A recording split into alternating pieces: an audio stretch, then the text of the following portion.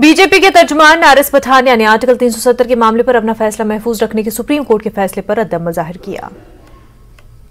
को लेके जितने भी जो जुड़े हुए मुकदमे थे उनको आखिरकार सुप्रीम कोर्ट ने आज रिजर्व फैसले के लिए रिजर्व कर दिया है।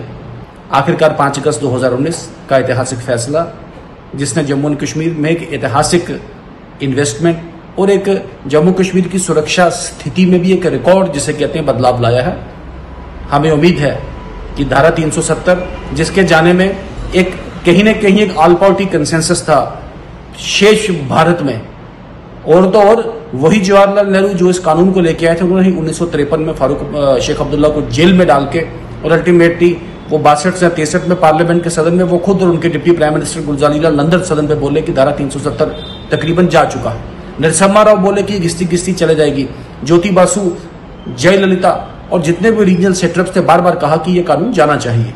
आखिरकार ये कानून गया और पूरे देश की जिसे कहते हैं पूरी बल्कि हर पॉलिटिकल पार्टी का इस पे एक आम राय थी।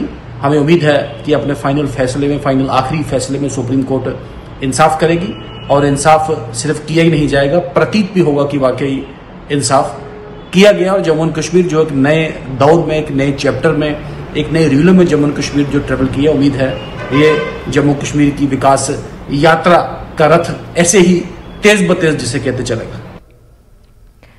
अवामी नेशनल पार्टी के रहनुमा मुजफ्फर शाह ने 370 की समाअत के और फैसले को महफूज रखने पर रद्द-अमल जाहिर किया। ये देखते हैं।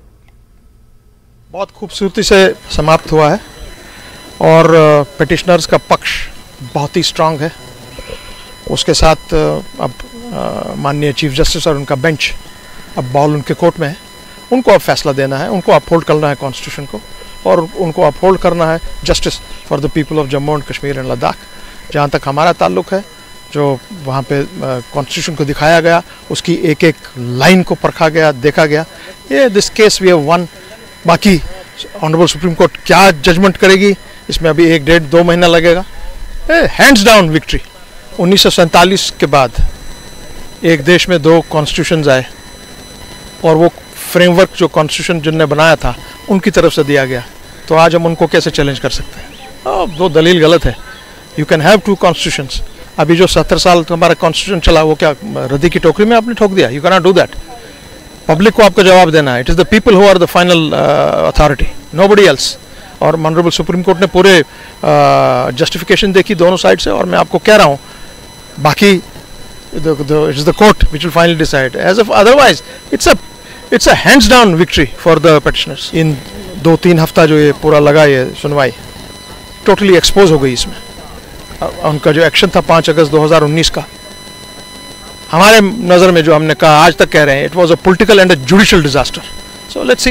आखिरी सवाल, अकबर लोन साहब का इशू था, तो एफिडेविट जमा कर दिया गया है। They have to see that कि उसमें क्या है। कोई वो तो दे दिया उनने, वो पार्लियामेंट के मेंबर हैं, सिटिंग मेंबर हैं, उनने ओथ लिया है under the Indian constitution. So it is now for the chief justice. बड़ी कंट्रोवर्सी खड़ी की गई थी हैं और वो अपने हक का इस्तेमाल PIL के तौर पर कर रहे हैं। अकबर लोन ने सुप्रीम कोर्ट में हलफनामा दाखिल किया।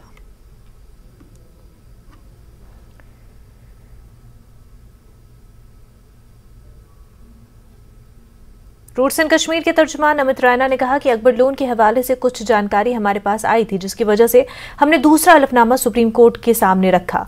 साल 2018 के मामले में कोई कार्रवाई न होने के सवाल पर अमित रैना ने कहा कि इसका जवाब बीजेपी लीडर कविंद्र गुप्ता को देना चाहिए। अकबर लोन को लेकर जो हलफनामा मांगा गया था वो हलफनामा जमा कर दिया गया है। ज़्यादा बातचीत के लिए हमारे साथ हैं रूट्स एंड कश्मीर के प्रवक्ता अमित रैना जी। आपने जो सवाल उठाया था उस पर हलफनामा दाखिल किया गया है, क्या कहेंगे? देखिए, आखिर में हलफनामा दाखिल किया है, छुप कर किया है, तो ये अकबर लोन और नेशनल कॉन्फ्रेंस ही बता सकती है कि इतनी सीक्रेसी रखने की क्या ज़रूरत थी। तो कहीं ना कहीं मन में चोर था और वो जानते थे कि ये चोर बाहर ना आ जाए, तो इसलिए उन्होंने सीक्रेटली किया।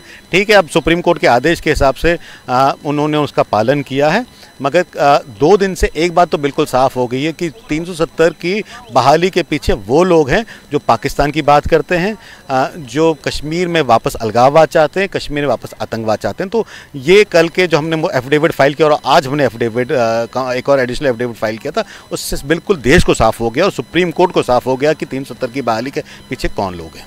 दूसरी तरफ से काउंटर जो दलील आ रही है वो ये है कि वो देश की संसद के सदस्य हैं और साथ ही साथ सुप्रीम कोर्ट ने जो कहा था वो उन्होंने कर दिया है, तो उनके ऊपर इस तरह का सवाल उठाना सिर्फ इसलिए है क्योंकि सरकार के पास और विरोधी पार्टी के पास कोई कानूनी दलील नहीं है जो 370 को हटाने के समर्थन में हो। देखिए, ना मैं सरकार से हूँ, ना मैं किसी पॉलिटिकल पार्टी से हूँ।